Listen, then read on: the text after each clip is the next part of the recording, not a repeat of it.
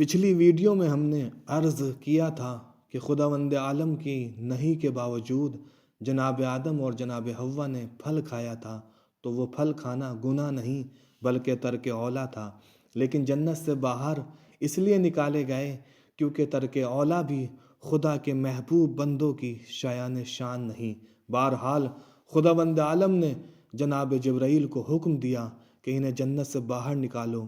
ادھر جناب آدم اور جناب حوا کے جسم سے جنت کا نورانی لباس الگ ہو گیا اور آپ دونوں بے لباس ہو گئے۔ یہ دیکھ کر جناب آدم اور جناب حوا بہت شرمسار ہوئے اور اپنا بدن چھپانے کے لیے درختوں کی جانب بڑھے، لیکن افسوس درختوں نے پتے دینے سے انکار کر دیا اور اپنے آپ کو اتنا بلند کر لیا کہ جناب آدم انہیں چھو بھی نہ سکے۔ جب تمام درختوں نے پتے دینے سے انکار کر دیا تو انجیر اور عود نے اپنے پتے دے دیے، جس سے جناب آدم اور جناب حوا نے اپنے بدن کو چھپایا۔ پوچھا گیا کسی درخت نے پتے نہیں دیے، تم دونوں نے پتے کیوں دیے؟ تو انہوں نے عرض کی، مالک ہم ان کا عروج اور ان کی شان شوکت دیکھ چکے تھے، اس لیے ہمیں ان پر رحم آ گیا۔ ارشاد قدرت ہوا تم نے نیکی انجام دی ہے، اس لیے ہم بھی تمہارے ساتھ خصوصی برتاؤ کریں گے۔ انجیر کو کہا جتنے بھی درخت ہیں وہ پہلے شگوفہ لائیں گے، پھر پھل ملے گا، لیکن تجھے شگوفہ لانے کی ضرورت نہیں پڑے گی، تجھے یوں ہی پھل ملے گا۔ لیکن چونکہ تو نے یہ کام بغیر ہماری اجازت کے کیا ہے، اس لیے اچھے لوگ تجھے منہ نہیں لگائیں گے، یعنی تیری ٹہنی سے مسواک نہیں کریں گے۔ اور عود سے فرمایا ہم تیرے سارے بدن میں خوشبو بھر دیں گے، لیکن تو نے بھی بنا اجازت کے یہ کام کیا ہے، لہٰذا پہلے تجھے جلایا جائے گا، پھر خوشبو برآمد ہوگی۔ اس کے بعد جناب آدم جناب حوا کو جنت سے باہر برآمد کیا اور ساتھ ہی ساتھ شیطان، مور اور سانپ کو بھی زمین کی طرف پھینک دیا۔ امام ثعلبی کا بیان ہے کہ خداوند عالم نے حضرت آدم، جناب حوا، شیطان، سانپ اور مور کو فی الوقت ان کے کیے کا بدلہ دیا۔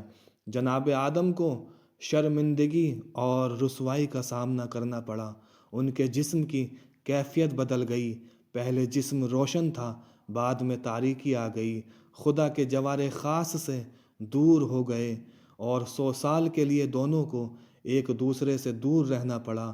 آدم اور شیطان میں دائمی دشمنی ہو گئی اور شیطان ہمیشہ ہمیشہ کے لیے اولاد آدم کے پیچھے لگ گیا۔ اولاد آدم کو گرمی سردی کی اذیت سے دوچار کر دیا گیا۔ محنت، زحمت ان کے اور ان کی اولاد کے لیے ضروری قرار دے دی گئی۔ اسی طرح جناب حوا کے لیے بھی ہوا۔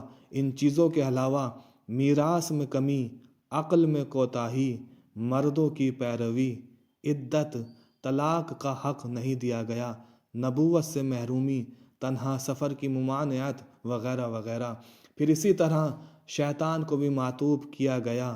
زمین آسمان پر جو اس کی سلطنت تھی اس سے معزول کر دیا گیا، اپنی جوار رحمت سے نکال کر پھینک دیا، اس کی صورت کو وحشت زدہ بنا دیا گیا، اس کا نام عزازیل سے ابلیس کر دیا، توبہ کا دروازہ ہمیشہ کے لیے اس کے لیے بند کر دیا گیا اور اپنے رحم و کرم سے دور کر دیا گیا۔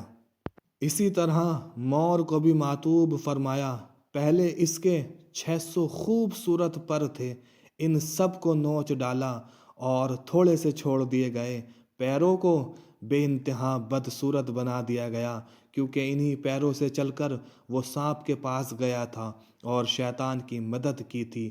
پھر اسی طرح سانپ کو بھی معطوب کیا گیا، اور آپ کو جان کر حیرانی ہوگی کہ یہ سانپ جنت کے خوبصورت چوپائے میں تھا، اونٹ کی طرح اس کے بھی 4 پاؤں تھے جو خدا نے چھین لیے، اور پیٹ کے بل چلنا اس کے لیے قرار دیا، مٹی کو اس کی خوراک بنا دیا، اور اس کے منہ میں جس جگہ شیطان بیٹھ کر جنت میں گیا تھا اس جگہ خداوند عالم نے زہر کی تھیلی رکھ دی، اور اولاد آدم کو اس کا ایسا دشمن بنا دیا کہ جب بھی جہاں بھی اس کو دیکھتے ہیں بس مارنے کی کوشش کرتے ہیں۔ اب آگے ہم عرض کریں گے کہ جناب آدم اور جناب حوا زمین کے کس حصے پر اتارے گئے۔ اگر ویڈیو آپ کو اچھی لگتی ہو تو اس ویڈیو کو شیئر کریں اور چینل کو بھی ضرور سبسکرائب کریں۔